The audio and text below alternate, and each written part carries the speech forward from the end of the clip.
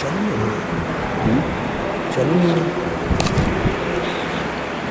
तो चलो 6 हाँ ठीक चालू।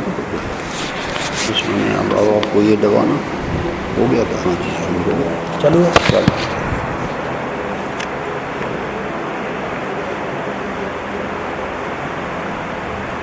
मंगलाचरण, ये लघु तत्व स्फोट का मंगलाचरण कर रहे हैं और आज इसी के आधार पर स्वपर प्रकाशक का प्रकरण लेंगे। तो मंगलाचरण इसका लेते हैं लघु तत्व स्फोट का। स्वयंभुवं महेहोचल दक्ष मीरे, येनादिदेव भगवान् भवत् स्वयंभू।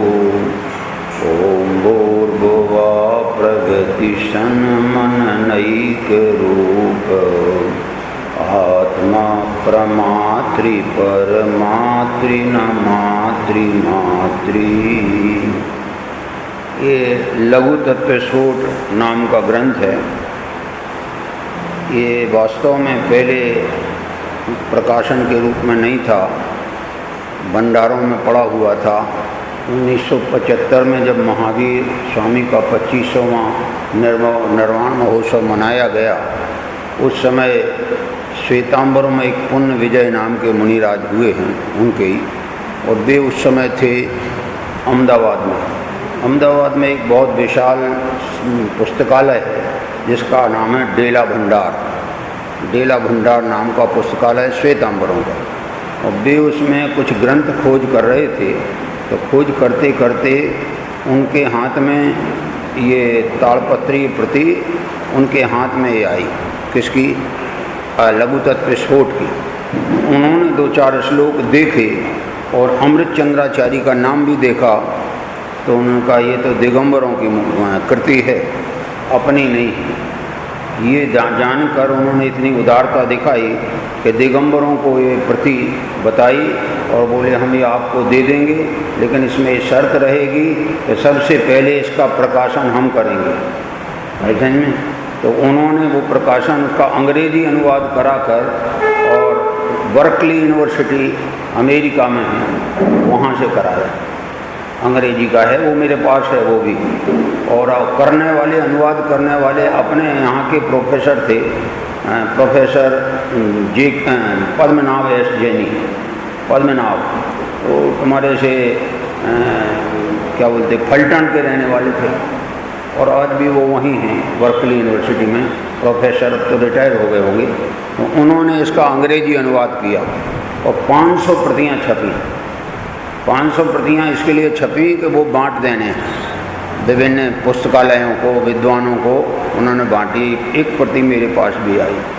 तो वो जो ग्रंथ मिला तो एक लोगों में, दिगंबर जैनों में बहुत आश्चर्य हुआ कि ये ग्रंथ भी छिपा कब से रहा कुछ पता नहीं, लेकिन अमृत चंद्राचार्य का ग्रंथ है तो उसमें विशेषता होना चाहिए। तो अमृत चंद्राचार्य के जितने भी लिखे गए ग्रंथ, अपने मूल ग्रंथ हैं, उनके 2 नाम।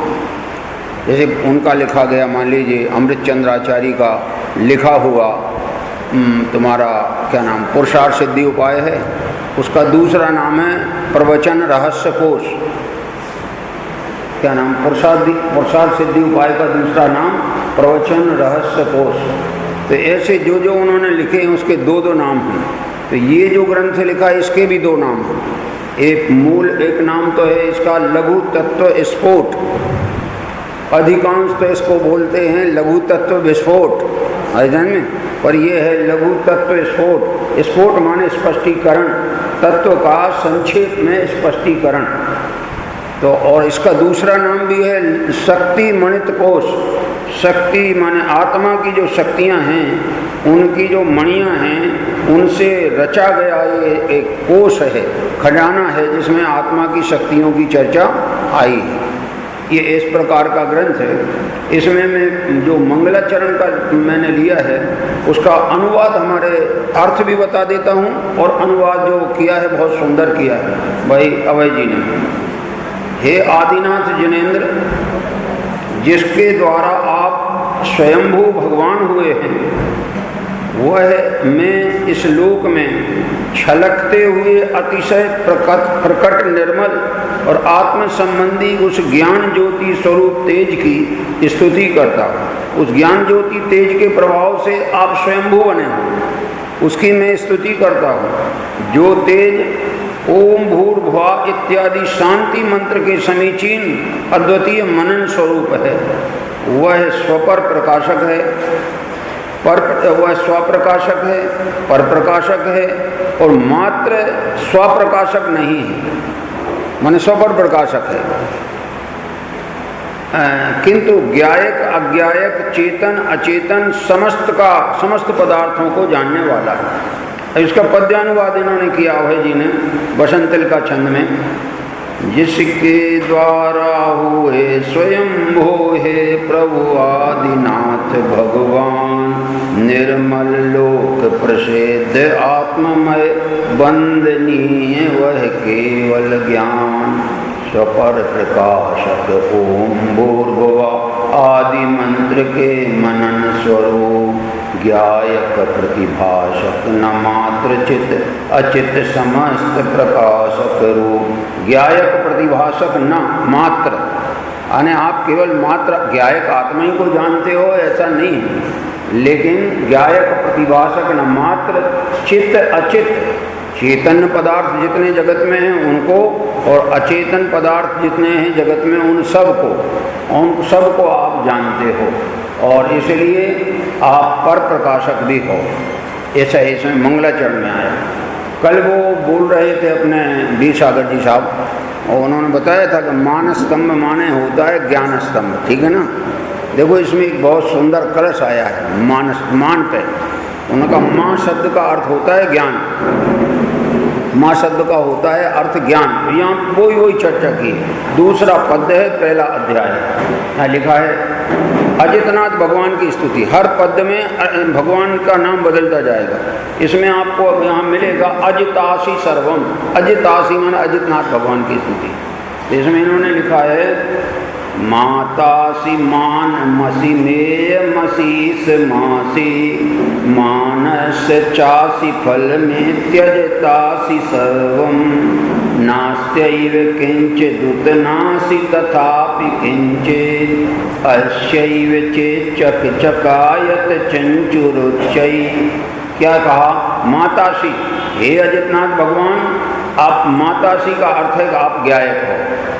माता माने ज्ञायक और असी माने हो, आप ज्ञायक हो। मानमसी, आप ज्ञान हो, आप ज्ञाता हो, ज्ञायक हो, ज्ञान हो। मेयमसी, आप ज्ञेय हो, मेयमसी माने आप ज्ञेय हो। ईसमा असी माने आप अनंत चतुष्टय रूप लक्ष्मी के ईश्वर। और मानस फलम असी, और मान माने ज्ञान के आप फल हो।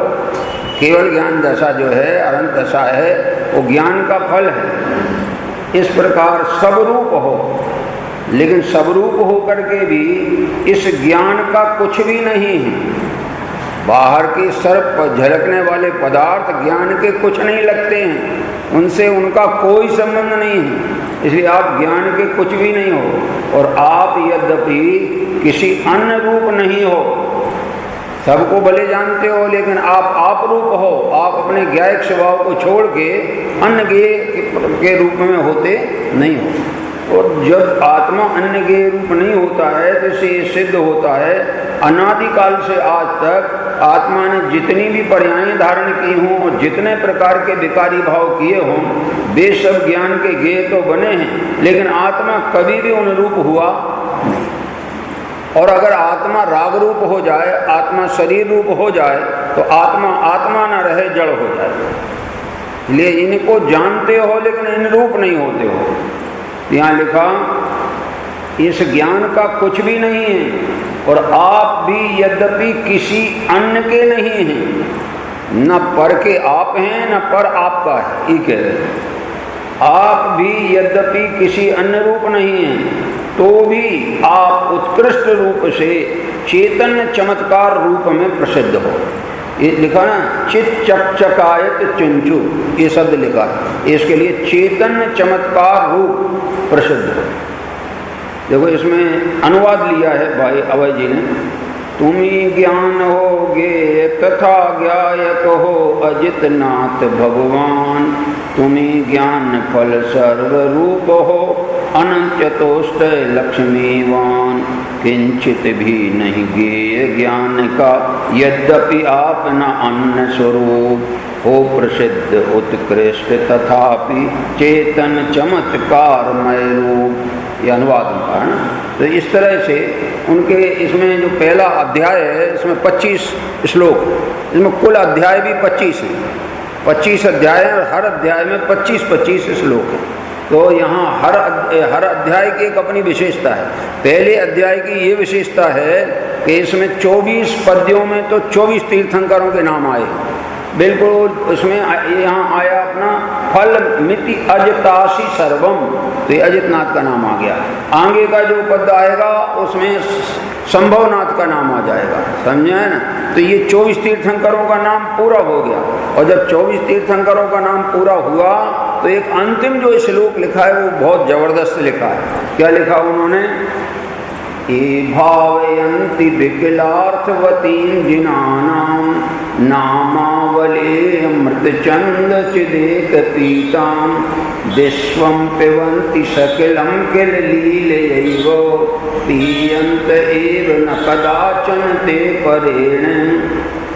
अमृत चंद्र सूरी द्वारा यह अर्थ पूर्णमाला जिन नाम, जपते हैं जो भव्य करें वे अनायास जग सब जग का पान, कर्म और नो कर्मों द्वारा उन्हें ग्रहण ना किया जाता, अल्प काल में मुक्ति प्राप्त कर टूट गया उनसे नाता। क्या कहा कि अमृतचंद्र आचार्य द्वारा ये जो 24 पद 24 तीर्थंकर की स्तुति के रूप में लिखे गए हैं, उनको जो भव्य जीव अमृतचंद्राचार्य के ज्ञान से गृहीत परिपूर्ण अर्थ से युक्त ऋषभादि तीर्थंकरों की नामावली रूप स्तुति का चिंतन करते हैं, वे निश्चय से अनायास ही सारे विश्व को पी जाते हैं। क्या कहा? विश्व को पीने का मतलब क्या निकला? तो विश्व उनके ज्ञान में झलकता है, तो सारे विश्व को पी जाते हैं, सर्वज्ञ हो जाते हैं। वे किसी भी समय कर्म पर द्रव्य के पर द्रव्य के द्वारा ग्रहण नहीं किए जा सकते। कर्म उनको ग्रहण नहीं कर सकता, अर्थात उन्हें कर्म बंधन नहीं होता। ये इस तरह से ये आखिरी पद है इनका 25 नंबर का। बिल्कुल यही शैली है जैसे मानतंगाचार्य ने अपने जो तुम्हारा भक्तामर स्तोत्र लिखा उसका अंतिम श्लोक में ये लिखा, 48वें श्लोक में क्या लिखा कि हे जिनेन्द्र भगवान, जो आपकी स्तुति करते हैं, धत्ते जनो यह कंठ गता मजस्रम तम मान तुंग मवसा समुपेति लक्ष्मी, उनको मान तुंग जैसी उत्कृष्ट लक्ष्मी, ज्ञान लक्ष्मी की प्राप्ति होती है। ऐसा एक तो मैंने जो ये विभिन्न प्रकार के वर्णों से जो माला रची है, इस माला को जो कंठगत करते हैं वे मानतुंग आचार्य जैसे आत्म लक्ष्मी को प्राप्त करते हैं, ऐसा उसमें आया। और इसमें भी लिखा कि जो इसको पीते हैं, जो अमृत आचार्य अमृतचंद ने पिया है 24 तीर्थंकरों के स्तवन का, उस अमृत को जो भी पिएगा वो सारे जगत को पी जाएगा, मतलब सारा जगत उसके ज्ञान में झलकने लगेगा, वो सर्वज्ञ बन जाएगा, अनंत दशा को प्राप्त हो जाएगा। इस तरह से ये विशेष एक ग्रंथ है, और इस ग्रंथ में जो वर्णन आया है वो बेहद अलौकिक वर्णन आया है। मैंने इसमें एक विशेषता पैदा की है कि एक तो प्रत्येक अध्याय शुरू करने के पहले उस अध्याय का सारांश क्या है, यानी पूरे अध्याय में क्या आया है, उसको एक पेज में लिख दिया। हर एक पेज में एक एक अध्याय का सार लिख दिया। बाद में हर गाथा का भावार्थ लिखा है, क्योंकि भावार्थ में वो भी मर्म जो नहीं खुला था अनुवाद में, वो भावार्थ में खुल गया।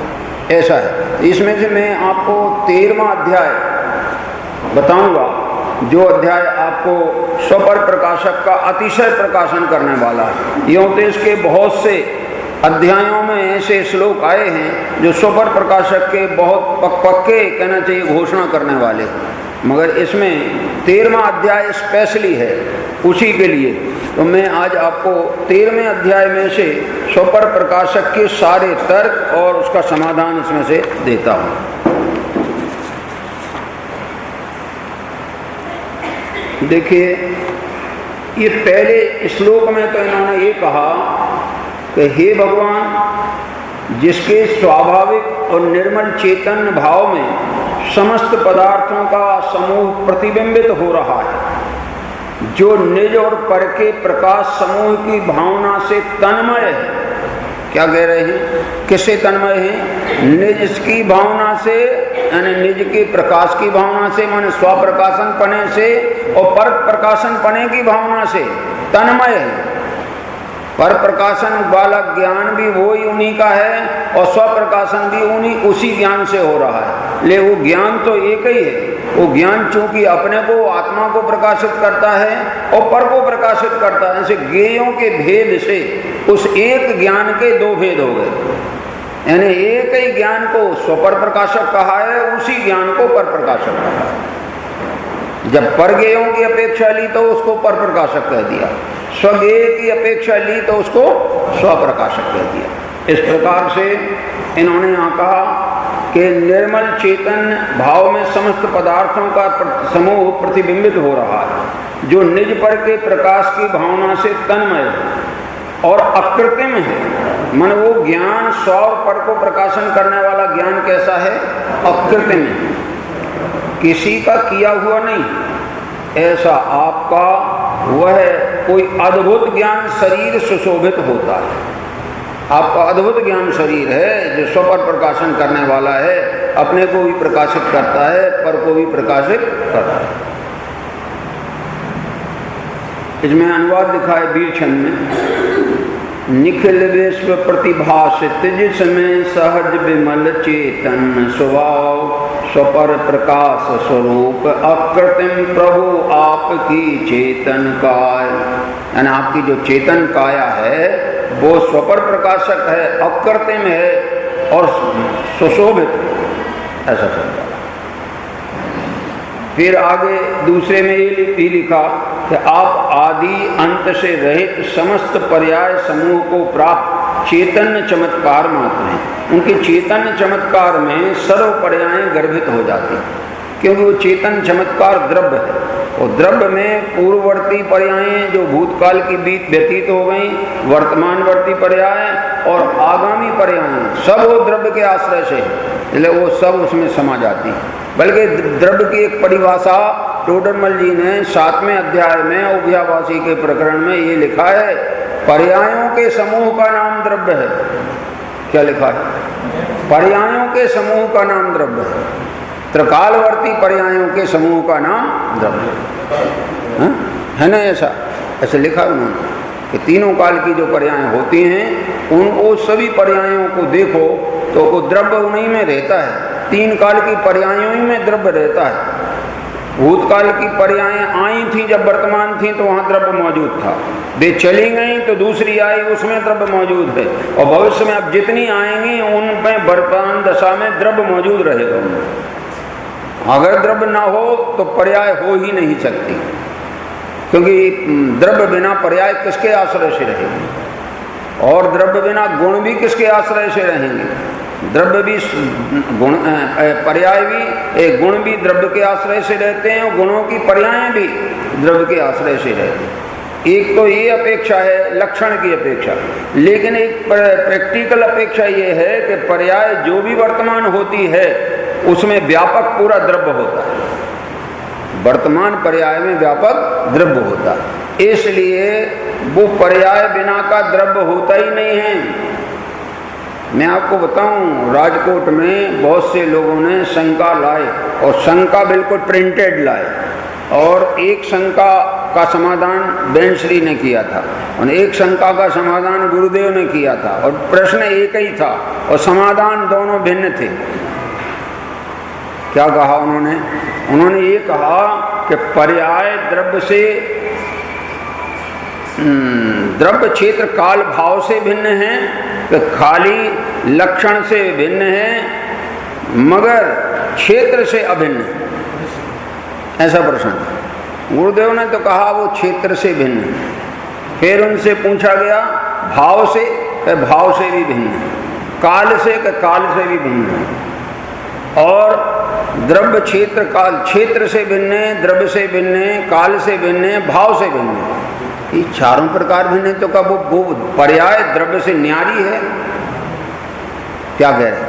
द्रव्य के प्रदेश कौन से हैं? जो द्रव्य के प्रदेश असंख्यात हैं वे गुण के हैं और वे पर्याय के हैं। तो फिर उसको इतना भिन्न क्यों कह रहे हो कि द्रव्य से भी भिन्न, क्षेत्र से भी भिन्न, काल से भी भिन्न, भाव से भी भिन्न? इसलिए कह रहे हैं कि जब तक तुझे सर्वथा भिन्न नहीं पता लगेगा तेरी दृष्टि पर्याय से हटेगी नहीं। ये गुरुदेव ने समाधान। इसलिए दृष्टि पर्याय से हटाने के लिए जिससे अपन को राग तोड़ना है उससे कोई प्रकार का संबंध नहीं मानना, कोई प्रकार का। हमारे नगर में भी रहने वाला है पर उससे राग तोड़ना है तो नगरवासी रहा है पर हमारे लिए वो हमारा साथी नहीं है, समझ में ना? तो वहाँ उन्होंने ये समाधान कर दिया कि पर्याय तो न्यारी रहती है और द्रव्य न्यारा रहता है। अब वो ही प्रश्न पूछा गया बेनश्री से, तो बेनश्री के स्वानुभव दर्शन में भी आया है वो प्रश्न का आंसर, और उसमें उन्होंने ये लिखा कि भैया प्रमाण दृष्टि से विचार किया जाए तो पर्याय कहीं द्रव्य से न्यारी होती ही नहीं है कभी त्रिकाल में। क्या कहा? जहाँ पर्याय है वहीं पर्याय में द्रव्य है। पर्याय आधार है, द्रव्य उसका आधेय है, और वो पर्याय नष्ट होगी दूसरी पर्याय आ जाएगी आधार देने के लिए, और वो आधेय बन जाएगा द्रव्य। इसलिए वो कोई भिन्न नहीं है। फिर भिन्न क्यों कहा गया? वो द्रव्य दृष्टि के जोर में भिन्न कहा गया है। क्या कहा उन्होंने? द्रव्य दृष्टि के जोर में उसको भिन्न कहा गया है। परमार्थ से देखा जाए तो पर्याय द्रव्य से न्यारी कभी होती नहीं, और द्रव्य दृष्टि के जोर में भिन्न कहा गया है। आप जरा विचार करो कि केवल ज्ञान की पर्याय है वो द्रव्य से भिन्न है कि उस द्रव्य में ही है? बोलो। और अगर वो अलग है, भिन्न है, द्रव्य क्षेत्र काल भाव से भिन्न है, तो केवल ज्ञान पर्याय कहीं अधर में लटक रही है क्या? ऐसा बेंसरी ने कहा। कहीं अधर में है, किसी के सहारे नहीं है क्या केवल ज्ञान की पर्याय? कि ज्ञान में तुम्हारे से ज्ञानमयी जो द्रव्य है उसमें ही तो ये ज्ञान प्रकाशित हुआ है, केवल ज्ञान। इसलिए वो उससे भिन्न नहीं है। इसलिए कथन को समझना, ये कथन किस अपेक्षा कहा है, ये द्रव्य दृष्टि के जोर का कथन है, वस्तु स्वरूप का कथन नहीं है। क्या कह रहे? क्योंकि वस्तु स्वरूप का कथन अनेकांतमय है। कैसा है? वस्तु स्वरूप का कथन अनेकांतमय है, और द्रव्य दृष्टि का जो कथन है वो द्रव्य दृष्टि की मुख्यता से। द्रव्य दृष्टि की मुख्यता में सब गौड़ होते हैं। एक द्रव्य दृष्टि का विषय मेरा है, बाकी दुनिया में कुछ नहीं है। क्या करें? अब दुनिया में कुछ नहीं। हाँ ऐसे ही है।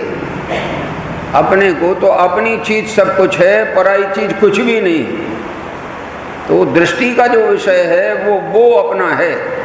ये इसलिए दृष्टि के जोर में पर्याय को भिन्न कहा जाए तो वो दृष्टि का विषय है और दृष्टि का कथन है, दृष्टि के जोर का कथन है। लेकिन प्रमाण ज्ञान की बात की जाए तो द्रव्य पर्याय से कभी भिन्न होती नहीं। प्रवचन सार में 50 जगह लिखा है, एक जगह तो क्या कहे, पर ऐसा लिखा है, उत्पाद बिना व्यय नहीं होता, व्यय बिना उत्पाद नहीं होता, उत्पाद व्यय बिना द्रव्य नहीं होता, और द्रव्य बिना उत्पाद व्यय नहीं होते। ये तीनों सदा काल अभिन्न रहते हैं।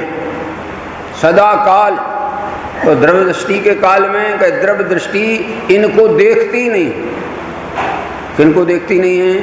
ये गुण भेदों को नहीं देखती है, गुण को नहीं देखती, और पर्याय भेदों को नहीं देखती है। पर्याय भेद से पार और गुण भेदों से पार अभेद अखंड एक द्रव्य स्वभाव को देखती। अब वो अभेद में अगर वो ये देखने लगे तो ये में भेद में पर्याय गर्भित है कि नहीं? अगर वो देखे तो वो द्रव्य दृष्टि नहीं है। कि पर्याय क्यों देख रहे हो? पर्याय देखना द्रव्य दृष्टि का विषय ही नहीं है ना। तो ऐसा यहाँ इन्होंने लिखा कि आप आदि अंत रहित और समस्त पर्याय समूह को प्राप्त, समस्त पर्याय समूह को प्राप्त चैतन्य चमत्कार मात्र। फिर आगे लिखते हैं कि ये जो चैतन्य चमत्कार मात्र अपनी अनंत धर्मों की मंडली है, कथनचित वह भिन्न है और कथनचित वह अभिन्न है। अनंत धर्मों की मंडली में अनंत गुणात्मक धर्म, अनंत जो धर्मात्मक युगल हैं वे, और अनंत पर्याय, ये सब मंडली हुई। और ये मंडली द्रव्य से कथनचित भिन्न है और कथनचित अभिन्न, ऐसा कह रहे। तो वो कथनचित भिन्न भी सब मैंने कहना चाहिए कथन अपेक्षा है, माने लक्षण अपेक्षा कथनचित भिन्न है, प्रयोजन अपेक्षा कथनचित भिन्न है, और उसका नाम भी भिन्न है। इस तरह से वो भिन्न है। परमार्थ से देखा जाए तो द्रव्य सब अभेद है, क्योंकि उत्पाद्य द्रव्य युक्तम सत, और सत द्रव्य लक्षण। तो अभी ये बात आ चुकी इसमें कि आत्मा में जो स्वपर प्रकाशक शक्ति है वो त्रिकाल है और वो ज्ञान मात्र है। कैसी शक्ति है वो? ज्ञान मात्र है। तो ज्ञान के दो नाम दिए तो कोई ऐसा मानने लगे हैं कि वो स्वप्रकाशक शक्ति अलग है और पर प्रकाशक शक्ति अलग है। बताना ये है कि स्वपर प्रकाशक शक्ति एक ज्ञान मात्र है। क्या ख्याल में? उस एक ज्ञान में ज्ञेयों की अपेक्षा उसके दो नाम दिए। बनारसी दास जी ने लिखा ना, स्वपर प्रकाशक शक्ति हमारी, ताते बचन भेद भ्रम भारी। जीव को ये भेद का भ्रम पड़ गया है कि आत्मा में दो शक्तियां हैं, एक पर को प्रकाशन करने वाली, एक स्व को प्रकाशन करने वाली। ऐसी दो शक्ति नहीं है, वह एक ज्ञान शक्ति है। और वही ज्ञान शक्ति युगपत पदार्थों को प्रकाशित करती है और उसके ज्ञान में वे पदार्थ अस्ति नास्ति रूप में प्रकाशित होते हैं। इसलिए वो एक ही शक्ति है और उनके प्रकाशन के ज्ञेय दो प्रकार के, इसलिए वो स्वपर प्रकाशक शक्ति को दो प्रकार था। फिर लोग को ये पूछते हैं तो उपयोग छद्मस्त का उपयोग तो पर ज्ञेयों पे जाता है तो स्व पे नहीं रहता, स्व पे जाता तो पर पे नहीं रहता, तो स्वपर प्रकाशक पना कब कैसे घटेगा? तो उन्होंने कहा जब पर पे जाता है तो पर को जानता है कि ये पर हैं, ये मैं नहीं हूँ। स्व पे जाता है तो ये मैं हूँ, बाकी जो झलक रहे हैं वे मैं नहीं हूँ। तो प्रतीति में और कहना चाहिए ज्ञान में वस्तु पूरी झलकती है अस्ति नास्ति रूप से, ज्ञान में बात समझ में आती है और इसीलिए उसको प्रमाण ज्ञान कहते हैं, उसको प्रमाण ज्ञान कहते हैं। और ये स्वपर प्रकाशक ज्ञान है वो प्रमाण है। तो मत ज्ञान में भी प्रमाणपना है, श्रुत ज्ञान में भी प्रमाणपना है, अवधि ज्ञान में भी प्रमाणपना है। अब बताओ, अवधि ज्ञानी के तो एक देश प्रत्यक्ष ज्ञान है, प्रत्यक्ष होते हुए भी वो प्रत्यक्ष आत्मा को प्रत्यक्ष नहीं करता। क्या कह रहे हैं? ज्ञान प्रत्यक्ष है उसके पास, एक देश प्रत्यक्ष है, लेकिन आत्मा को प्रत्यक्ष नहीं कर सकता। वो पुद्गल ही को जान सकता है और किसी को नहीं जान सकता। तो पुद्गल को जानने के काल में वो एक देश प्रत्यक्ष ज्ञानी का ज्ञान स्वपर प्रकाशक है कि नहीं? स्वपर प्रकाशक क्यों? क्योंकि दोनों पक्षों को प्रकाशित कर रहा है, अस्ति पक्ष और नास्ति पक्ष। अस्ति में नास्ति छिपी रहती है अनिवार्य रूप से और नास्ति में अस्ति छिपी रहती है अनिवार्य रूप से। इसलिए कथन में न उलझ करके कथन का भाव पकड़ना चाहिए। ये मैं लघु तत्व स्फोट की बात कर रहा हूँ, एक आध बार इसको मैं चलाऊंगा और इसको चलाएंगे तो आपको पता लगेगा कि अमृत चंद्र आचार्य क्या है। ऐसी कोई गजब चीज है अमृत चंद्र आचार्य की। जहाँ भी ये चल रहे हैं उनके ये रिपोर्ट है कि ऐसा ग्रंथ नहीं देखा। उज्जैन में चल रहा है लघु तत्व स्फोट, तो बोले ये तो कोई गजब चीज है, इसको तो पढ़ करके आश्चर्यचकित होते हैं कि ऐसा कैसा निरूपण किया है इन्होंने।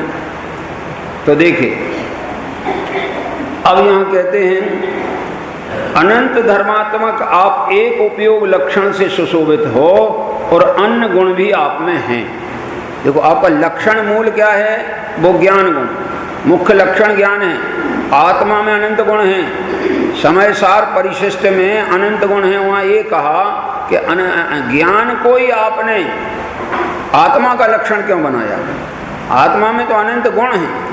उन्होंने कहा ज्ञान जो है वो अनंत अनंत अनंत स्वरूप है, यानी अनेकांत स्वरूप है। ख्याल में आएगा नहीं? अनेकांत स्वरूप ज्ञान में समस्त गुणों को प्रकाशन करने की सामर्थ्य है, लेकिन अन्य गुणों में प्रकाशन की सामर्थ्य नहीं है। वो सामर्थ्य ज्ञान के पास है। इसलिए एक ज्ञान में ये लक्षण तो है कि सर्व गुणों को प्रकाशित करे, द्रव्य को प्रकाशित करे, पर्यायों को भी प्रकाशित करे, ये ज्ञान का लक्षण है। लेकिन ज्ञान को कोई अन्य गुण प्रकाशित करे, ज्ञान को कोई अन्य द्रव्य प्रकाशित करे, ऐसा नहीं। और ये प्रयोग जैसे अपने पवैया जी हुए, उन्होंने एक विचित्र प्रयोग किया है। जो 170 तीर्थंकर विधान बनाया, उसमें उन्होंने ये लिखा कि ज्ञान में ज्ञान को ज्ञान जाने नहीं, कौन कहता उसे ज्ञान की वानगी, ज्ञान में प्रतिबिंबित जो गेयावली, घोषणा वो करे ज्ञान सामान्य की।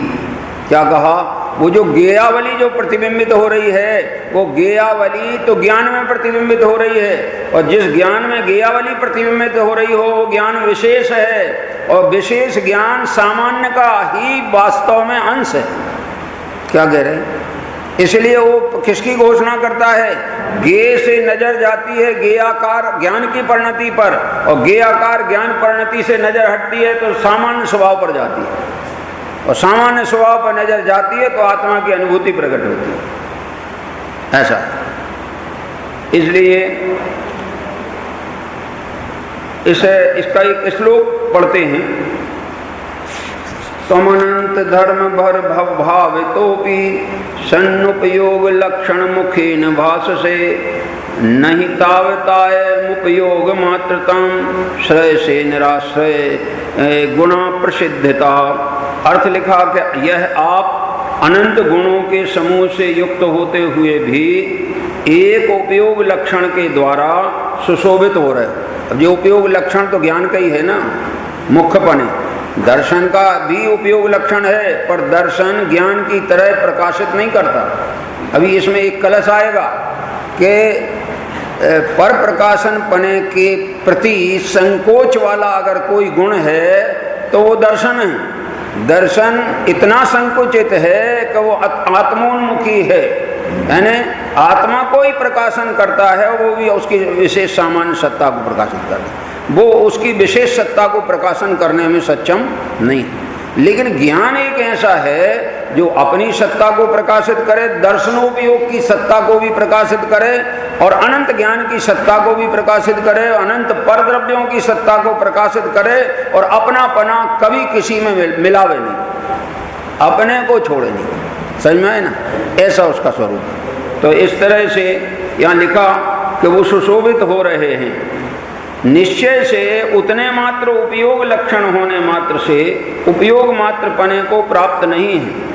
आप में एक मात्र उपयोग गुण ही है ऐसा नहीं, अपितु आप में तो अन्य गुण भी हैं, क्योंकि निराधार गुणों की सिद्धि नहीं होती।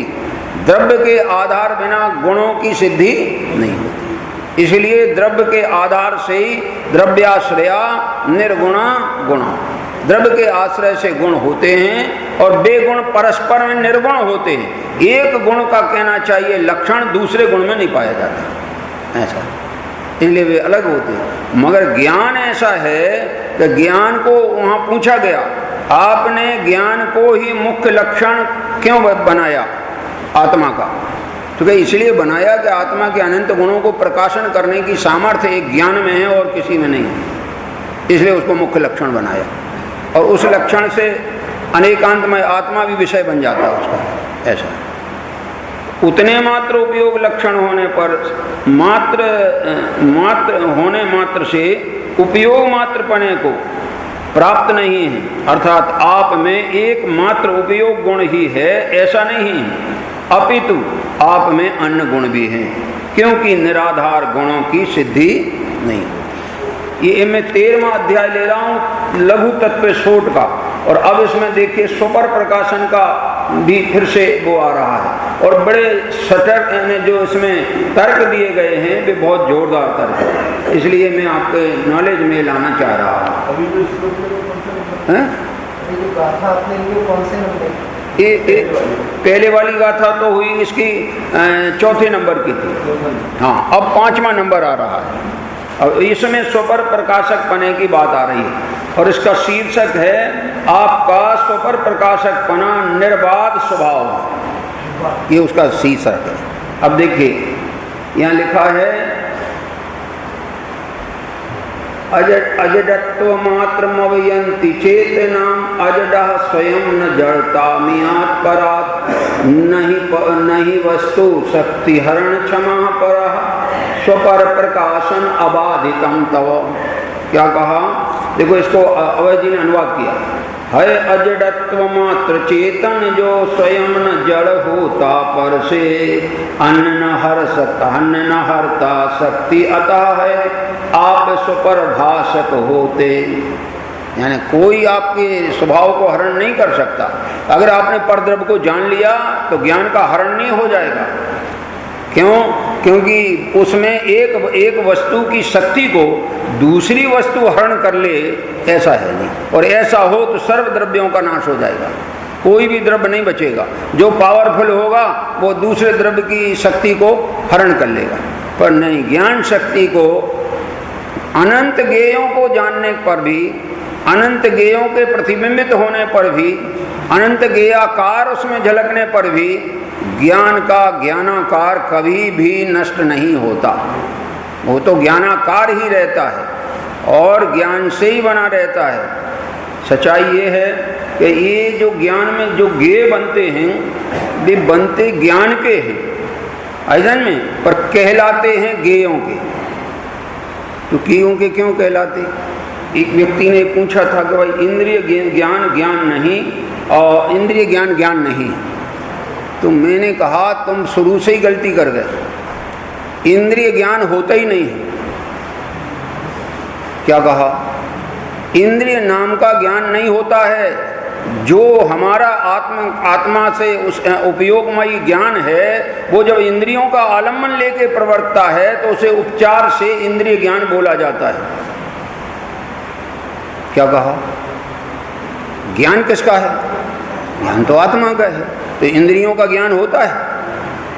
खाली उसने इतनी गलती की है कि प्रवर्तन करते काल में परज्ञेयों को ग्रहण करना था तो उसमें जो इंद्रिय निमित्त बनी उसके आश्रय से प्रवर्तन किया, तो उसको अपन बोलने लगे इंद्रिय ज्ञान। मैं कहता हूँ इंद्रियों में ज्ञान होता है क्या? जब इंद्रियों में ज्ञान होता नहीं तो इंद्रिय ज्ञान नाम देना केवल उपचार मात्र है, इंद्रिय ज्ञान ज्ञान नहीं। फिर मैं एक बात और बताऊं, अभी जितनी पढ़ाई अपनी चल रही है वो कौन सा ज्ञान है? बोलो, हैं? इंद्रिय ज्ञान ही तो है। हम भी पढ़ा रहे इंद्रिय ज्ञान के बल से, क्यों? हमारा जो क्षोभसम ज्ञान है इंद्रियों के माध्यम से जो प्रवर्तता है, इसमें विषय भले उत्कृष्ट है, आत्मा विषय है, लेकिन पढ़ाया जा रहा है वो किसके आश्रय से, और सुना जा रहा है और ग्रहण किया जा रहा है वो किसके आश्रय से? इंद्रियों के आश्रय से। तो ये इंद्रिय ज्ञान सर्वथा निषिद्ध है कि कोई अपेक्षा से निषिद्ध है? मैं तो कहता हूँ जितने ग्रंथ रचे गए हैं उनमें इंद्रिय ज्ञान का निमित्तपना है। जितने ग्रंथ रचे गए हैं उनमें इंद्रिय ज्ञान का निमित्तपना है। अब उसको हम क्या कहें? और जितना तत्व का निर्णय होता है वो इंद्रिय ज्ञान से ही होता है। फिर बाद में जब इंद्रिय ज्ञान का विकल्प छूटता है, वस्तु विचारत ध्यावते मन पावे विश्राम रस स्वादत सुख उपजे अनुभव या को नाम। वो अनुभव जो प्रकट होता है वहाँ विकल्प छूट जाता है, मात्र निर्विकल्प दशा में आनंद प्रकट होता है। वो आत्मिक ज्ञान है। कौन सा ज्ञान है वो आत्मिक ज्ञान है। हम जो ज्ञायक का भी हम निरूपण करें तो ज्ञायक का निरूपण करने वाला ज्ञान भी इंद्रिय ज्ञान है। क्या कह रहे? ज्ञायक का निरूपण करने वाला भी इंद्रिय ज्ञान है, मगर इंद्रिय ज्ञान होते हुए भी उसका लक्ष्य अतीन्द्रिय ज्ञान को पाने का है। मुझे इतना है। तो देखो साहब बहुत बढ़िया इसमें ये कलश आया है। बुद्धिमान पुरुष अजडत्व मात्रम, जड़ता के अभाव मात्र होने को चेतनाम अवयंती, चेतना जानते हैं, और अर्थात जड़ता के अभाव को चेतना कहते हैं। स्वयं अजड, वो जो आत्मा है वो तो स्वयं अजड है। अजड माने जड़ नहीं है, जड़ नहीं है माने चेतन। वह परात माने दूसरे द्रव्यों से जड़ताम न या, जड़पने को प्राप्त नहीं होता, क्योंकि परद्रव्य वस्तु शक्ति हरण क्षमा न, अन्य द्रव्य की शक्ति को हरण करने में समर्थ नहीं है। इस प्रकार तब स्वपर प्रकाशन अबाधितम, जो आपका स्वपर प्रकाशक ज्ञान है उसमें कोई बाधा नहीं पहुंचा सकता, कोई गेय बाधा नहीं पहुंचा सकता। अनंत गेय झलकने के बाद भी ज्ञान में कोई बाधा नहीं आने वाली है। ना तो ज्ञान अशुद्ध होगा, ना ज्ञान विकृत होगा, ना ज्ञान में कोई वजन आएगा, क्योंकि एक भी गेय ज्ञान में प्रविष्ट नहीं हुआ है। क्या कह रहे हैं? गेय ज्ञान में प्रविष्ट होते ही नहीं है। और ज्ञान का स्वभाव जैसे नेत्र का स्वभाव है ना, कोई भी चीज देखती है तो दूर रह करके, आंखों से जो चीज स्पर्श कर दी जाए वो देखने में नहीं आती, आंखों से दूर रखी जाए वो ही देखने में आती। ऐसे ज्ञान का ये स्वभाव है कि ज्ञान जिस गेय को देखता है उससे भिन्न रह के देखता है, तन्मय होकर नहीं देखता।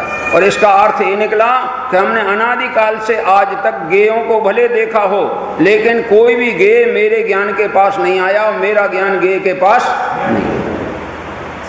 तो ये बताओ अनादिकाल से तुम्हारा बिगड़ा क्या है? तुम्हारा इसलिए बिगड़ा है सब कुछ कि तुमने जैसा वस्तु स्वरूप था वैसा नहीं माना।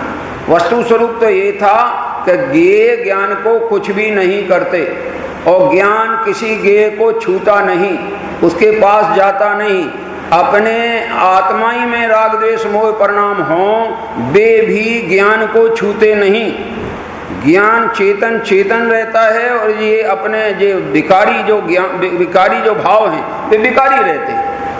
उससे ज्ञान में कुछ भी फर्क नहीं आता। लेकिन फर्क कब आता है कि उल्टी मान्यता हो, ये मुझे क्रोध आया, ये मेरा क्रोध है, ऐसा जो बात आई, बस यहाँ ज्ञान में ये तुम्हारा मिथ्या अभिप्राय के कारण ज्ञान में विकृति आई।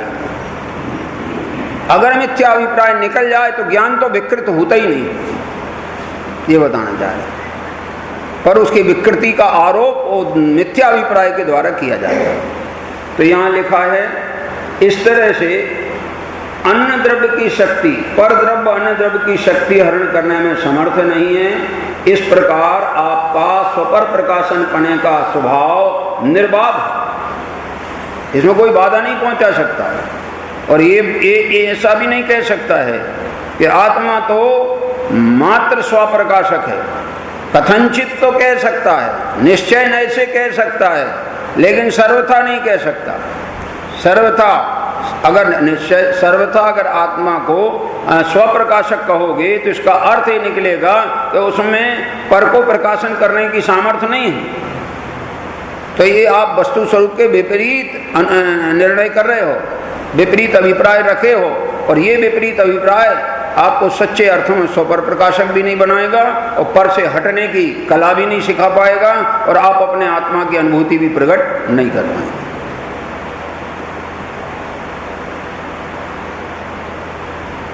इन्होंने अनुवाद किया है अजडत्व मात्र चेतन जो स्वयं न जड़ होता, पर से अन्न न हरता शक्ति अतः है आप स्वपर भाषक होते। बोले आप स्वपर भाषक माने, देखो भाषक शब्द लिखा है, प्रतिभास से भाषक बनता है, समझ लेंगे, या भाषक का प्रतिभास शब्द बनता है। तो प्रतिभास को अलग ही मानने लगे लोग, प्रतिभास अलग होता है, ये अलग होता है। तो इसका अर्थ ही निकला कि आत्मा का ज्ञान भी, आत्मा का ज्ञान जो है वो जब पर पे उपयोग डालेगा तो प्रतिभास कहलाएगा अध्ययन में, और स्व उस पर पे उपयोग जिस डाला है वो हो गया उसका ज्ञान।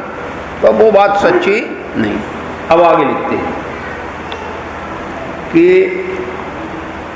इसके आगे वाले श्लोक में ये बात आ रही है कि आप सामर्थ्यवंत स्वपर ज्ञाता हैं, पर को न जानने वाला पर से भिन्न नहीं हो सकता। देखो क्या लिखा, पर को न जानने वाला आत्मा को नहीं जान सकता। और मगर कैसा? पर को पर स्वरूप जाने, पर को अपने स्वरूप जाने तो उसे सम्यक दर्शन ही नहीं होने का, वो पात्रता ही नहीं। तो यहाँ लिखा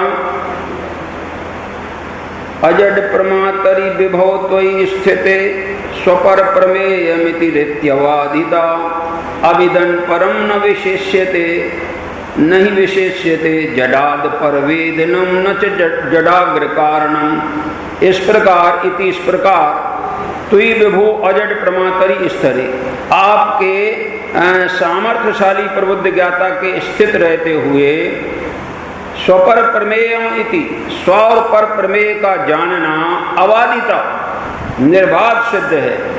क्योंकि परम अविदन जो पर को नहीं जानता वह जडात न विशिष्यते अचेतन से पृथक नहीं होता। जो पर को नहीं जानता वो पर से भिन्न नहीं होता। और परवेदन पर का जानना जड़ रूप होने का प्रमुख कारण भी नहीं है। पर को जानने से जड़ नहीं हो जाओगे, जड़ को जानने से आत्मा जड़ नहीं होता है।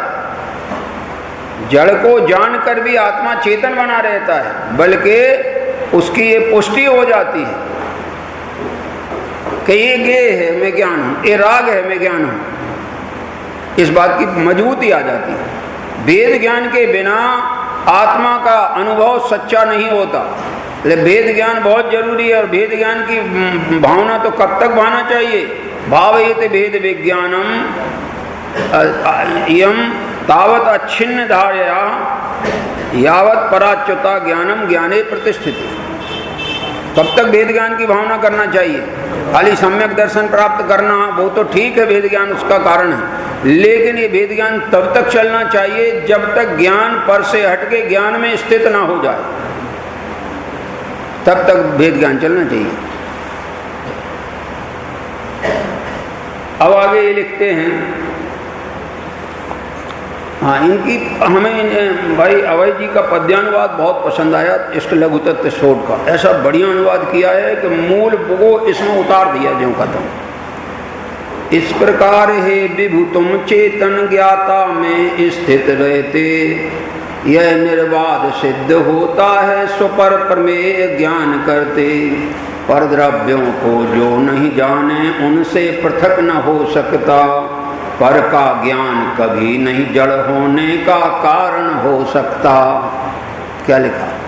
पर का ज्ञान जड़ बनने का कारण नहीं हो सकता, इसलिए निर्भय होके प्रयोजन भूत पर को जानो। क्या कहा? पर तो बहुत है, जिंदगी लग जाएगी तो पर को नहीं जान पाओगे, तो प्रयोजन भूत को तो जानो। जो जो 7 तत्व हैं, 6 द्रव्य हैं, इनका स्वरूप नहीं जानोगे तो इनसे भिन्न आत्मा का स्वरूप भी पकड़ में नहीं आने वाला। अचेतन पदार्थों का ज्ञान भी चेतन ही करता है, अन्यथा ज्ञान का ही नाश होगा।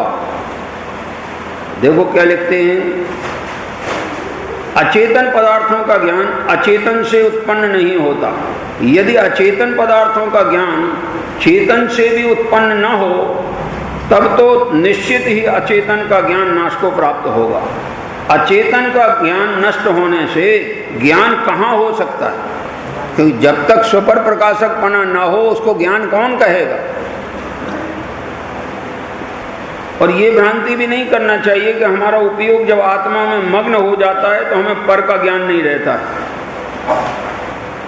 पर का प्रगट रूप ज्ञान ऐसा नहीं दिखाई देता है कि हम उसकी तरफ उपयोग डाल के ज्ञान करें, लेकिन अनुभूति के काल में सदा काल जो अनुभूति चल रही है वो अस्थि रूप आत्मा की अनुभूति है, उसमें नास्ति नियम से चल रही है। नास्ति न हो तो अस्थि किसको कहोगे? और कभी कभी तो ये देखा गया कि कोई चीज का आप खंडन कर रहे हो, उससे आप ही की चीज खंडित हो जाती है, ये भी देखा जाता है। उन्होंने कहा मैं तो इसलिए परद्रव्य को नहीं जानता कि उससे मेरा ज्ञान मलिन हो जाता है, इसलिए मैं परद्रव्य को नहीं जानता। तो उन्होंने उनसे कहा जाए कि भाई तुम परद्रव्य को नहीं जानते तो ये जो परद्रव्य संबंधी तुम्हारा विकल्प है जान करके है कि बिना जाने है? बोलो। जान करके तो तुम जान तो गए, ऐसा में जान जाते हो और उसका निषेध करते हो, ये ठीक नहीं। इसलिए सिद्धांत में एकांत नहीं चलेगा। सिद्धांत के में नय तो चलेगा, और उस नय की अपेक्षा निर्भीकता से, दृढ़ता से पक्का बोलो, उसमें कोई परेशानी नहीं। लेकिन उस एकांत को इतना स्थिर कर दो कि उसके सामने बाकी अन्य नय सर्वथा निषिद्ध हो जाएं। देखो, नयों का एक नय दूसरे नय का निषेध नहीं करता, और निषेध करे तो वो नय नहीं होता, और एक नय दूसरे नय के विषय को ग्रहण नहीं करता। क्या कहा? ग्रहण नहीं करता। लेकिन जिस काल में वो अपने नय से वस्तु को देख रहा है, उस काल में अन्य नय के विषयभूत वस्तु को नहीं देखता। ये सब बातें, लेकिन निषेध नहीं करता। निषेध किया, निरपेक्ष कुछ नहीं है जैनागम में। एक ही है चीज, वस्तु का स्वरूप निरपेक्ष। क्या कहा? और बाकी निरपेक्ष वस्तु का कथन सापेक्ष। तो कथन में सापेक्षता अनिवार्य है, और तुम्हारे वस्तु के स्वरूप में निरपेक्षता अनिवार्य है। उस निरपेक्ष वस्तु का भी अगर कथन करेंगे तो सापेक्ष ही होगा। एक व्यक्ति ने तो ये कहा कि देखो, अपन निरपेक्ष कथन हम करते हैं निरपेक्ष वस्तु का। हमने कहा बोलो, वस्तु स्वभाव से ही ज्ञान दर्शनमय है। तो मैंने कहा भैया तुमको खबर नहीं है, स्वभाव भी एक नय है। अब उसको तुम निश्चय बोलो कि ना बोलो, तुम स्वभाव से बोलोगे तो स्वभाव भी नय है। यहाँ तो जितने शब्द हैं उतने नए हैं, समझ में ना, अनेक नए हैं। इसलिए वस्तु को नए की शैली में ही समझना चाहिए, और नए की शैली में ग्रहण करके जो नए अपने को प्रयोजनभूत है उसे मुख्य करना चाहिए, जो अपने को प्रयोजनभूत नहीं है उसको गौड़ करना चाहिए। और मुख्य गौड़ की व्यवस्था भी तब तक के लिए होती है जब तक कि आपका मन एकाग्र रहता है। मन एकाग्रता, मन की एकाग्रता छूटी तो फिर वो अपने आप दूसरा नए सामने आता है और उसके अनुकूल व्यवस्था बनती है। मुनि राजों को 28 मूल गुण जरूरी है क्या? बोलो, क्या कहना है? प्रभु तो शुभबंध का कारण है, विकल्प है, और फिर भी आप जरूरी बता रहे। देखो भाई, गुणस्थान प्रमाण, जिस गुणस्थान में जो कार्य होता है वो जरूरी होता है वहाँ पर। अगर मुनिराज निर्दोष 28 मूल गुण का पालन न करें, ईर्ष्या समिति आदि से न चलें, तो मुनि पने से गिर जाएंगे। ऐसा है। इसलिए देखो, मुनि का स्वरूप जिसने नहीं जाना, उसने जिनवाणी का भी स्वरूप नहीं जाना, उसने देव का भी स्वरूप नहीं जाना। क्योंकि मुनि मोक्ष मार्ग के प्रणेता हैं। और तो ठीक इतना लिखा सर्वार सिद्धि में कि मुनि राज मौन रह करके भी मोक्ष मार्ग की निरूपणा करते हैं। वपुषा निरूपयन्ति मोक्ष मार्ग, अपने शरीर से मोक्ष मार्ग का उपदेश देते हैं। ये भी गजब बात है। तो ये चीजें अपने ज्ञान में आना चाहिए, और दृढ़ता से इनका परीक्षा करना चाहिए। परीक्षा तो गुरु की भी, बिना परीक्षा किए गुरु नहीं बनाना चाहिए किसी को। मुनिराज श्रावक की प्रतिष्ठा सांच गुण लखनी। तो हम मुनिराज की हम परीक्षा करेंगे? अरे मुनिराज बहुत कीमती हैं हम लोगों से, ये बात सही है। और हम कह रहे हैं जैसे कोई रतन सबसे ज़्यादा कीमती है, तो वो रतन की परीक्षा करो चाहिए, वो तो बहुत कीमती है। ये बोल करके तुम क्या कर रहे हो? अज्ञान का फैलाव कर रहे हो। ज़्यादा कीमती की परीक्षा ज़्यादा बारीकी से होना चाहिए, नहीं तो ठगा जाओगे। ऐसा ये सब बातें हैं विचार करने की। इस ऊपर प्रकाशक ज्ञान यही काम आने वाला है। तो पर का भी परीक्षा कर लो अपने प्रयोजन को साधने के लिए। जिससे अपना प्रयोजन ना सदे उससे उदासीन हो जाओ। देखो मैंने क्या कहा, जिससे तुम्हारा काम ना बने उसके प्रति कसाय नहीं करना, उसके प्रति द्वेष नहीं करना, उसके प्रति मध्यस्थ भाव रखना, लेकिन उदासीन हो जाना। इससे हमारा प्रयोजन नहीं तो इसकी तरफ देखने की भी क्या जरूरत है, और यहाँ जाने की भी क्या जरूरत है। और फिर भी तुम जिससे प्रयोजन नहीं सदे उसके भी चक्कर काटते हो, तो तुम्हें अभी तत्व का सच्चा ज्ञान नहीं। आगे कह रहे हैं,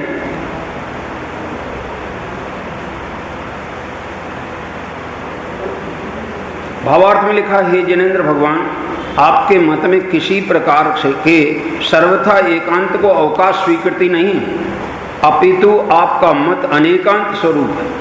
अतः निश्चय एकांत का पक्ष ग्रहण कर यदि ज्ञान द्वारा पर पदार्थों के जानने का सर्वथा निषेध किया जाता है तो उक्त बात आगम सम्मत नहीं। इसलिए आचार्य लिखते हैं कि पर पदार्थों अचेतन पदार्थों का ज्ञान अचेतन द्वारा तो होता ही नहीं, और यदि चेतन भी पर पदार्थों को न जाने तब तो अचेतन का ज्ञान नष्ट हो जाएगा, तो क्षय द्रव्य की सिद्धि होना मुश्किल हो जाएगी। अभी हम किसी से भी पूछें जो पर को न जानता हो, उससे पूछें द्रव्य कितने होते हैं, बोलो कितना बोलेगा? 6 तो बताएगा ही ना। तो मैं कहूँगा कि 6 में एक जीव द्रव्य को तो तुमने जाना होगा, अन्य जीव द्रव्यों को तुमने जाना, धर्म को जाना, अधर्म को जाना, आकाश को जाना, काल को जाना, पुद्गल को जाना। नहीं जाना तो इनके जाने बिना आत्मा में आ कैसे गए? क्योंकि इनसे पहले हटना चाहिए। इनमें अपनेपन रूप में तुम लगे हुए हो, ये मैं हूं ऐसा, तन उपजत अपनी उपज, शरीर पैदा हुआ मैं पैदा हो गया, तन नशत आपको नाश, और शरीर नष्ट हो गया मैं नष्ट हो गया, ऐसा मानता है। शरीर की बाहर में उन्नति दिखाई दे तो अपने में बड़प्पन मानता है। लोगों ने माला पहना दी तो कुछ गौरव अनुभव होता है कि नहीं होता? माला पहनने में शर्म आनी चाहिए, गौरव अनुभव नहीं होना चाहिए। क्या कहा? और उसका नाम ही है माला। माँ माने मत, ला माने लाओ, हमारे को हमारी इज्जत बचने दो, हम मत लाओ। क्यों? क्योंकि ये आएगी और हम झुक जाएंगे। काय के लिए झुक जाएंगे? सम्मान के लिए हम झुक जाएंगे। अरे जो जिसमें हमें झुकना पड़े वो कोई सम्मान है क्या अपमान है? माला। तो दूसरे बड़े चतुर लोग बोले उसका नाम माला नहीं है, उसका नाम तो हार। क्या है? हार। तो मैंने कहा और बड़ा खोटा नाम है ये तो, कि जिसके पहनने से हार हो। कैसी हार होती है? देखो ना, तुमने सिर झुकाया। अरे शादी होती है तो बच्चे को घोड़े पे बैठते वक्त उसकी बहन समझाती है कि देखो वो माला पहनाने आएगी लड़की, पर जब कुछ भी हो जाए तुम सिर नहीं झुकाना, चाहे वो पहना पाए चाहे ना पहना पाए, फिर भले लोग व्यवस्था करें। तो इतना गौरव रखते हैं शादी ब्याह में भी कि सिर नहीं झुकाएंगे, क्योंकि बाद में तो सिर तुम्हारा झुका ही रहेगा। समझ में आ रही है ना बात? ऐसा है। इसलिए बात को ठीक से समझते चलना और बिल्कुल जो चीज़ है वैसे ही ग्रहण करना। यहाँ लिखते हैं आगे का श्लोक में बहुत बढ़िया, इसमें श्लोक ही सब बढ़िया आए हैं। मैंने ये चलाया था अभी अपना टोरंटो में, वो हुआ था एक गोष्ठी, मेरा यही विषय था, लघु तत्व शोध का 13वां अध्याय स्वपर प्रकाशक, ये विषय पे लिया था। तो ये यहाँ क्या लिखा है इसमें?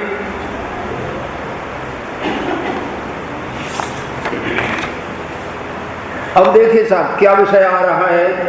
पर को जाने बिना पर से पृथक आत्मा की अनुभूति संभव ही नहीं, ऐसे शीर्षक। अब पढ़ते हैं, श्लोक भी पढ़ते हैं, अर्थ भी पढ़ते हैं।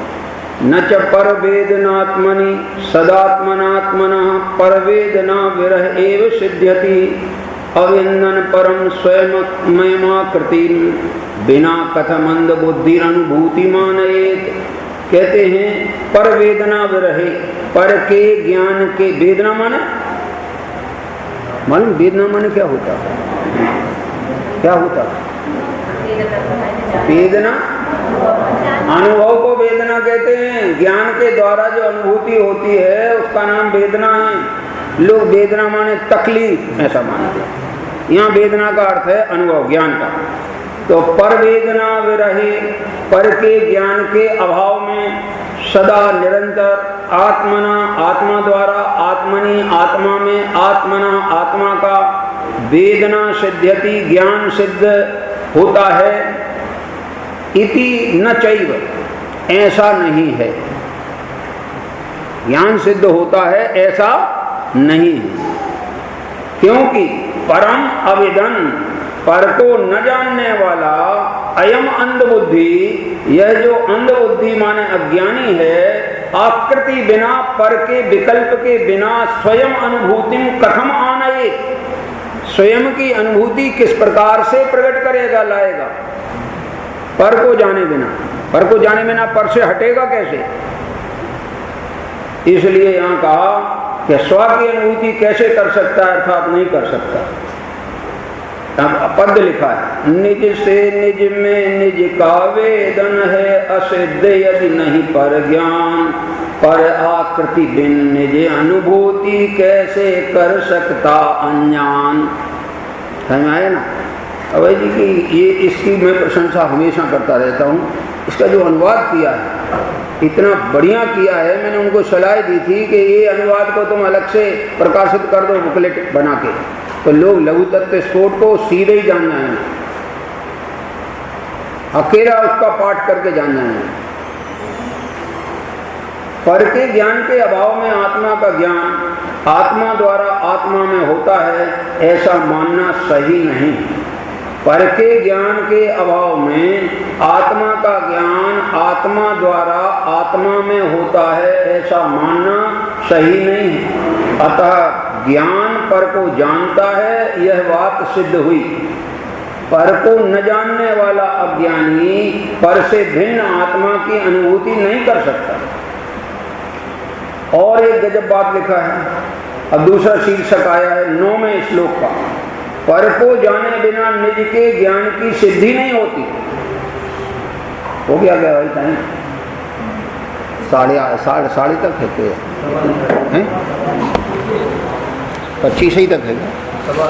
9:15 है? अरे आप कितने बजे आए थे? तो हम इतने बैठ के क्या करें 9:15 पे आके? आप बताओ ना जरा। एक अकेले वो चलाने वाले भर थे, माइक चलाने वाले, अकेला कोई नहीं था। बोलो यहाँ थी 5-6 बहनें, और तुम 9:15 9:30 बताते हो। आओ ना सब में बैठो तो 5 मिनट पहले बंद कर दूँगा। समझा ना? सर कर देते हैं, कोई चिंता की बात नहीं है। मगर कुछ तो बोलें, थोड़ी तुम्हारी समझ में तो आना चाहिए कि नहीं।